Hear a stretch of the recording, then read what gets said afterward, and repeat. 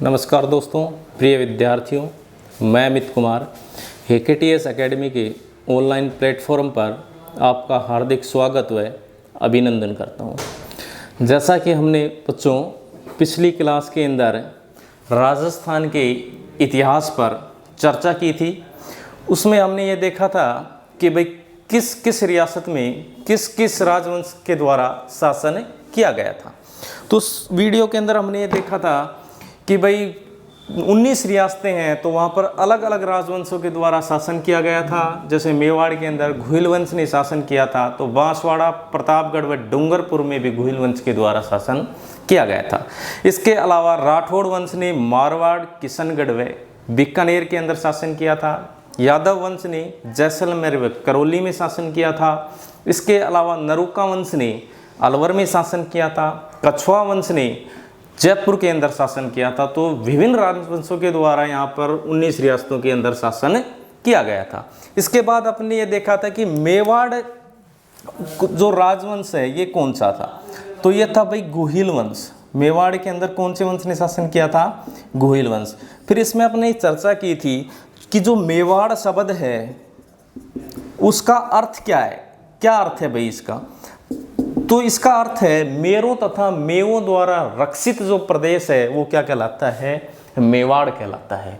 इसके अंदर फिर हमने ये देखा कि जो मेवाड़ था ये प्राचीन काल में यानी महाभारत काल में ये किसका हिस्सा था? तो ये दोस्तों सिवी जनपद का हिस्सा था।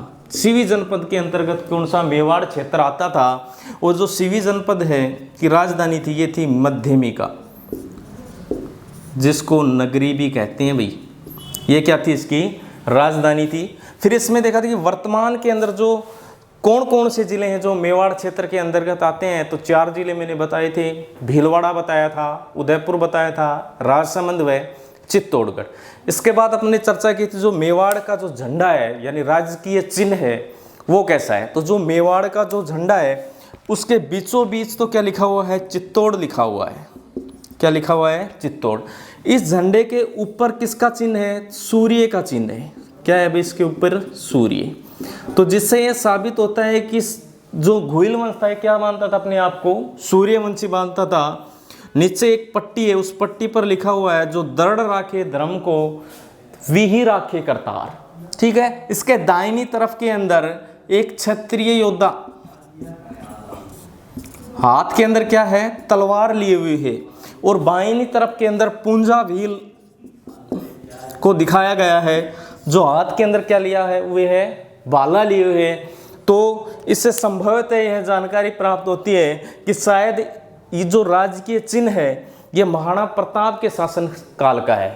क्लियर है यहाँ तक? इसके बाद अपन ने देखा था कि जो इसके अंदर कौन कौन सी राजधानियां बनी। मेवाड़ राजवंश के अंदर अलग अलग शासकों के द्वारा अलग अलग राजधानियां बनाई गई। जैसे सबसे पहले नागदा थी राजधानी, फिर आहड़ को बनाया गया, फिर चित्तौड़ को बनाया गया। फिर जैसे ही उदय सिंह आते हैं तो उसने कुंभलगढ़ को और गोगुंदा को बना दिया। फिर जैसे ही महाराणा प्रताप आता है तो उसने चावंड को राजधानी बनाया। और एट लास्ट के अंदर भीम सिंह के समय जो राजधानी है वो वापस क्या बना दी गई? उदयपुर। यानी जैसे ही ईस्ट इंडिया कंपनी के साथ सहायक संधि होती है तो राजधानी कौन सी हो जाती है? उदयपुर। और राजस्थान का जब एकीकरण होता है तो उदयपुर का ही क्या किया जाता है? विलय किया जाता है। यहाँ तक अपन पहुँच गए थे। अब ये देखते हैं कि यहाँ पर जो राजवंश कौन सा है? घुइल वंश। इसको सिसोदिया वंश भी बोलते हैं भाई। घुइल वंश को क्या कहा जाता है? सिसोदिया वंश भी कहा जाता है। सिसोदिया वंश। तो सबसे पहली बात यह आती कि जो घुइल वंश है इसके संस्थापक कौन थे? तो ये थे गुहिल व गुहदित्य। यहां तक क्लियर है भाई? जो घुइल वंश है या सिसोदिया वंश इसके संस्थापक कौन थे? घुइल व गुहदित्य। अब ये घुइल व गुहदित्य कौन था? तो इसके बारे में अपन देखते हैं कि सबसे पहले एक राजा था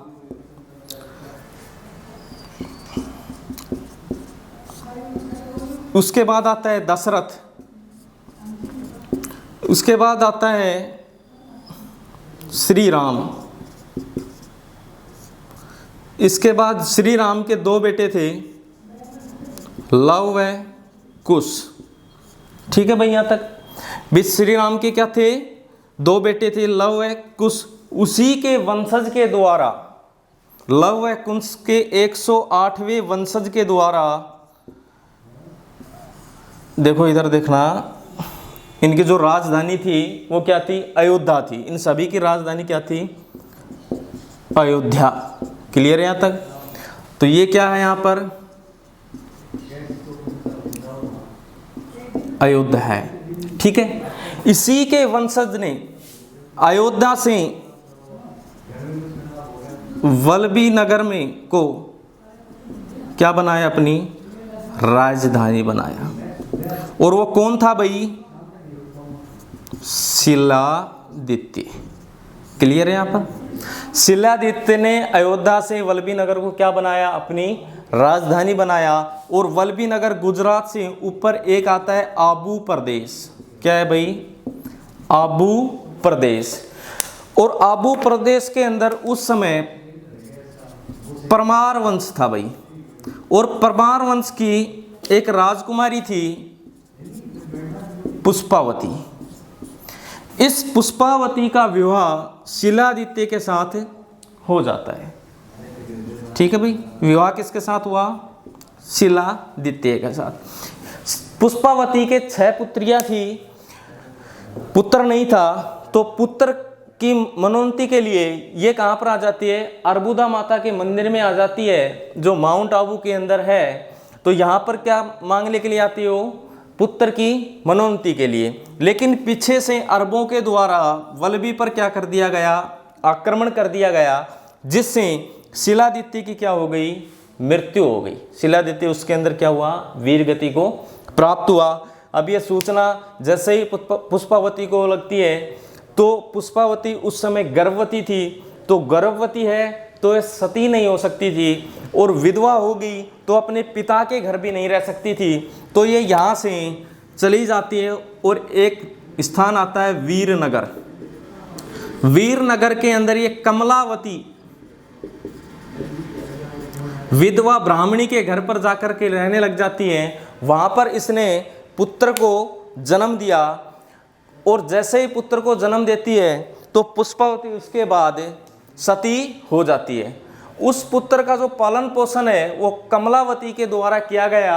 ये विधवा थी, तो सामाजिक भय के कारण उस पुत्र को गुफा के अंदर ले जा करके रहने लग गई।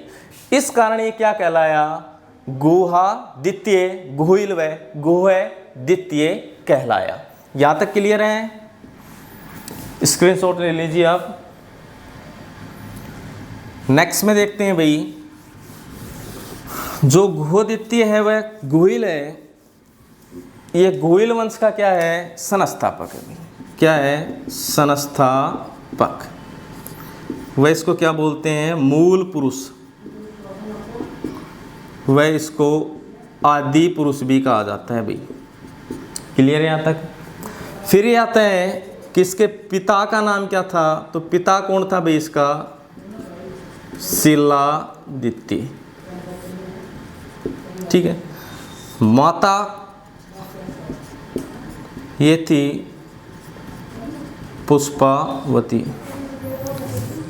इसका पालन पोषण कमलावती के द्वारा किया गया था। यहाँ तक क्लियर है। बेज गोहिल वंश का जो संस्थापक कौन है, गुहदित्य व गोहिल, जिसको मूल पुरुष व आदि पुरुष भी कहा जाता है। इसके पिता का नाम क्या था, शिलादित्य। माता का नाम है पुष्पावती। इसका जो पालन पोषण है ये किया गया कमलावती विधवा ब्राह्मणी के द्वारा। इसका क्या किया गया, पालन पोषण। इसके बाद अन्य शासक हुए, लेकिन उनका सिर्फ नाम का ही अपने को क्या मिलता है, देखने को उल्लेख मिलता है।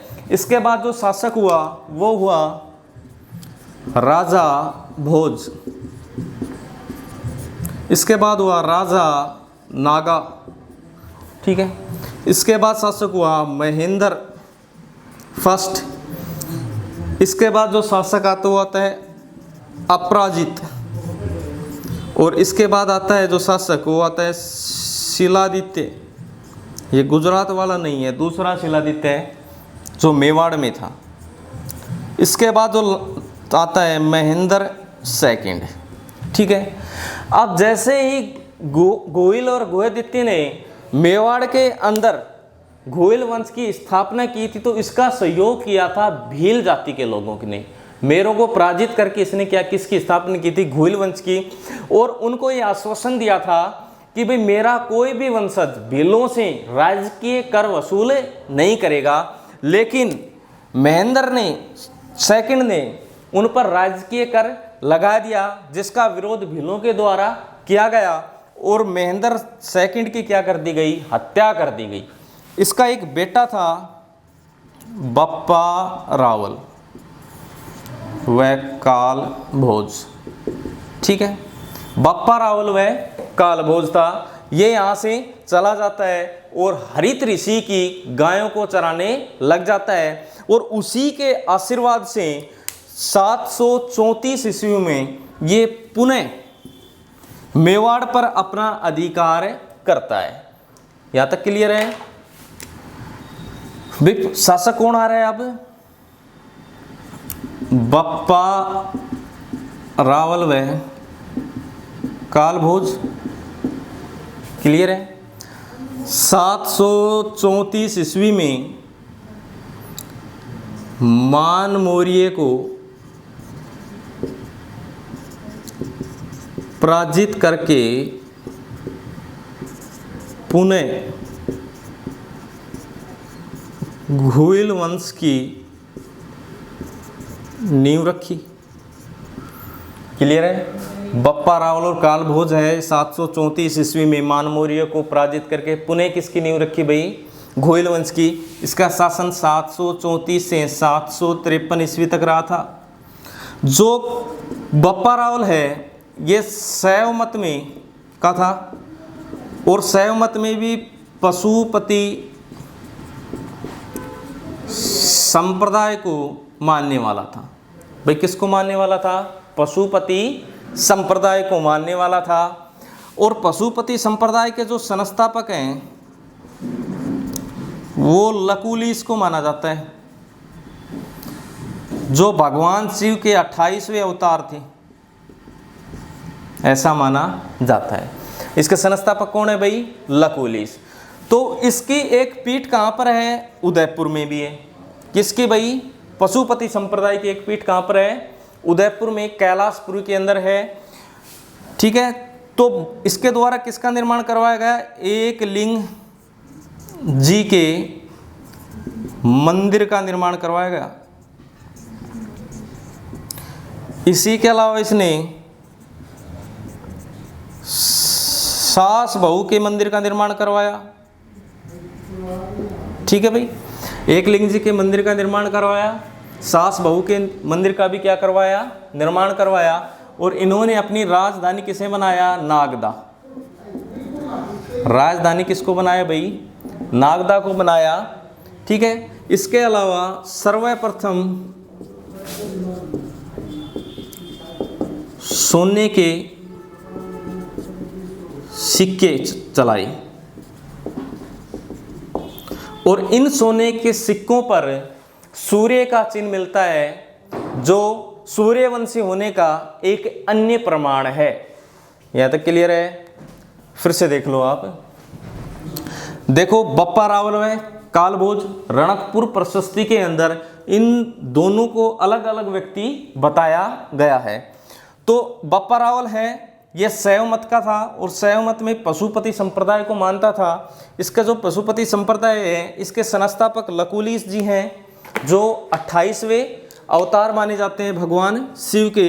इसकी एक पीठ कहाँ पर है? कैलाशपुरी, उदयपुर में है। इस मंदिर का निर्माण, यानी एक लिंग जी के मंदिर का निर्माण बप्पा रावल के द्वारा करवाया गया था। इसी के द्वारा नागदा के अंदर सास बहू के मंदिर का भी क्या करवाया गया था? निर्माण करवाया गया था।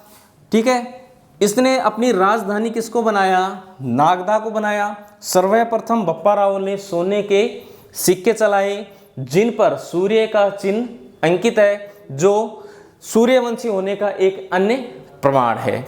इसने 734 ईस्वी में मान मौर्य को क्या किया था, पराजित किया था। यहाँ तक क्लियर है। इसके बाद जो शासक आता है वो आता है अल्हट। कौन सा आता है भाई, अल्हट। बप्पा रावल के बाद जो एक शासक आता है, अन्य शासक भी, इसके बाद जो शासक है वो है अल्हट। ठीक है, इसको आलू राव भी कहते हैं भाई। अल्हट को क्या बोलते हैं, आलू राव भी कहा जाता है। यहां पर देखो, इसने वराह मंदिर का निर्माण करवाया। क्लियर है। सेकंड कार्य किया इसने मेवाड़ में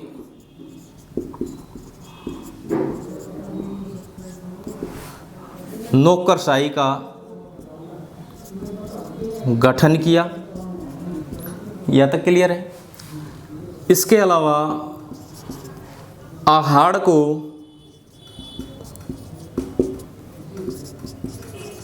राजधानी बनाया और हूण राजकुमारी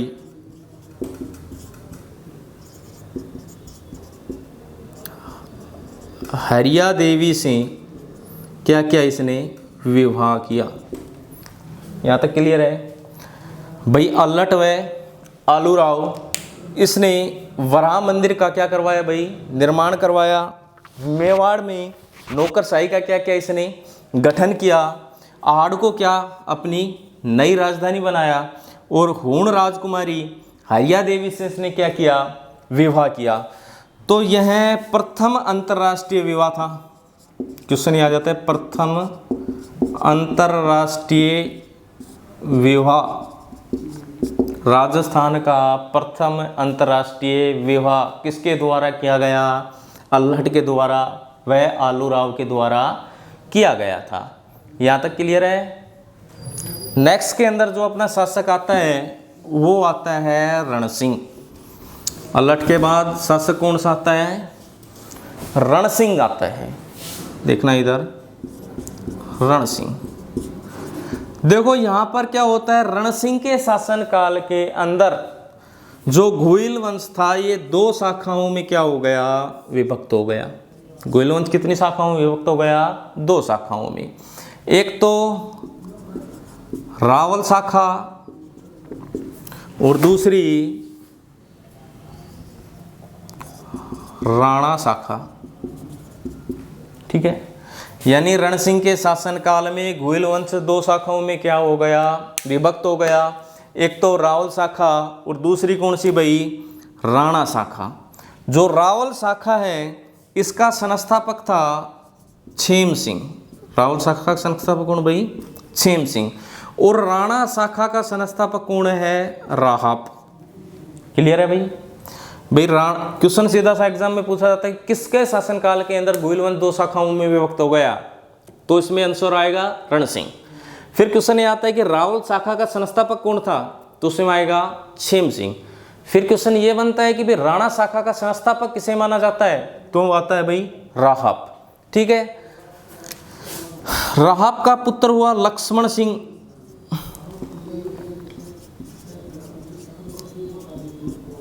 लक्ष्मण सिंह, इसके 7 पुत्र हुए।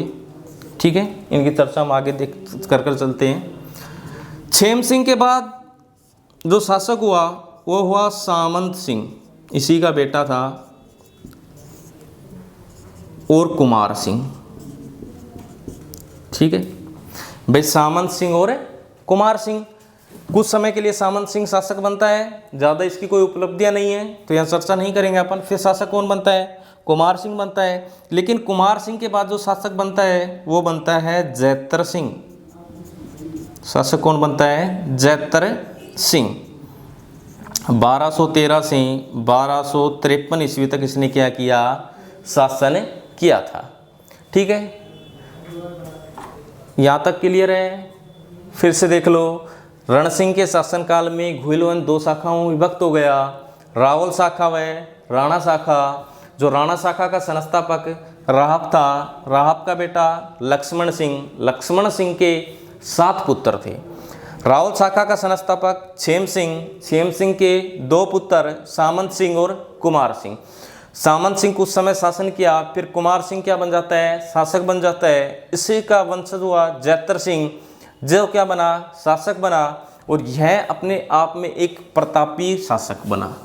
जैतर सिंह क्या था भाई, प्रतापी शासक था, और इसका जो कार्यकाल था ये 1213 से 1253 ईस्वी तक था। जैतर सिंह 1213 से 1253। तो इसने भाई चित्तौड़ को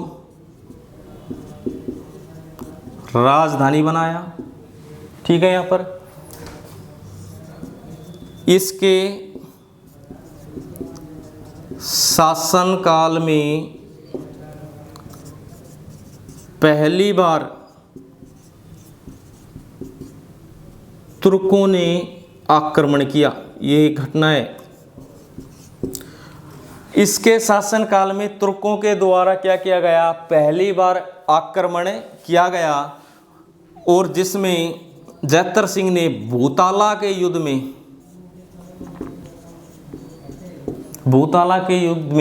इलतुतमिश को क्या किया, पराजित किया। 1226 ईस्वी के अंदर यह युद्ध लड़ा गया था, ठीक है। चित्तौड़ को क्या बनाया भाई, इसने राजधानी बनाया, और इसके शासनकाल के अंदर तुर्कों ने पहली बार क्या किया, आक्रमण किया।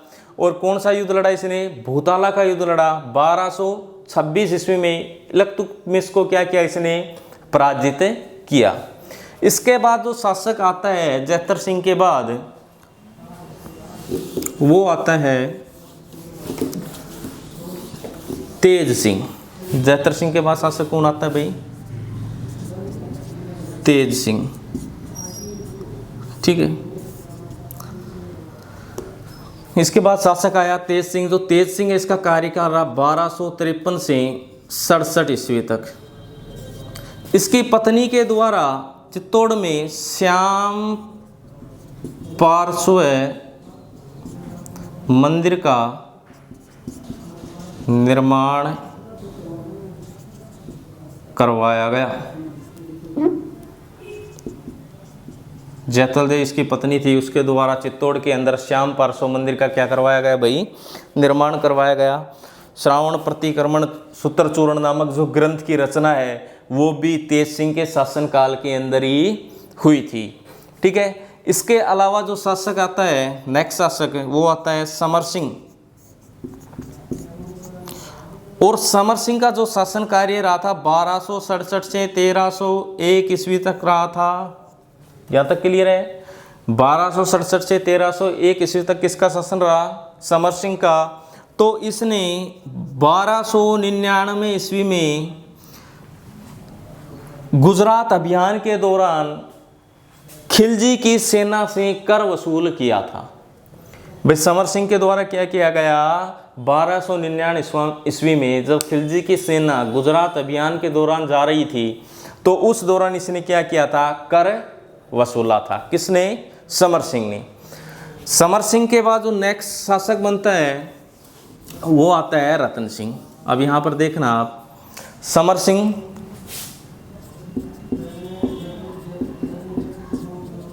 क्लियर है। इसके 2 बेटे हैं, एक तो है रतन सिंह और दूसरा है कुंभकर्ण। इसका जो शासन कार्य रहा है 1267 से 1301 ईस्वी तक रहा है, ठीक है। इसके बाद जो शासक बनेगा वो कौन बनेगा, रतन सिंह, 1301 से 1303 ईस्वी तक, क्लियर है। इसका दूसरा बेटा जो कुंभकर्ण था, इसने नेपाल में घुइल वंश की स्थापना की। क्लियर है दोस्तों यहाँ तक। भाई समर सिंह का दूसरा बेटा कौन है, कुंभकर्ण, इसने नेपाल में क्या की, घुइल वंश की स्थापना की। अब यहाँ से एक क्वेश्चन बनता है कि भाई घुइल वंश के कौन से शासक के पुत्र ने नेपाल में घुइल वंश की स्थापना की थी? तो किसने की थी भाई? कुंभकर्ण ने की थी। लेकिन क्वेश्चन ये आ जाए कि इन संबंधों को पुनर्जागृत किसके शासनकाल में किया गया? तो उसका आंसर फिर अपना क्या हो जाता है? चेंज हो जाता है। क्यों? उसके अंदर शासक आएगा जवान सिंह के शासनकाल में संबंध क्या हुए? पुनर्जीवित हुए। ठीक है। फिर इसके बाद अपन चर्चा करते हैं रतन सिंह पर। रतन सिंह का जो शासन कार्य रहा था 1301 से 1303 ईस्वी तक रहा था। ये एक महत्वपूर्ण शासक है। इसी के शासनकाल के अंदर अलाउद्दीन खिलजी के द्वारा क्या किया गया था? आक्रमण किया गया था, जिसके अंदर रतन सिंह क्या हुआ था? वीरगति को प्राप्त हुआ था और रावल शाखा क्या हो जाती है? यहाँ पे समाप्त हो जाती है। तो नेक्स्ट क्लास के अंदर अपन रतन सिंह के बारे में चर्चा करेंगे। नमस्कार दोस्तों, आज के लिए इतना ही।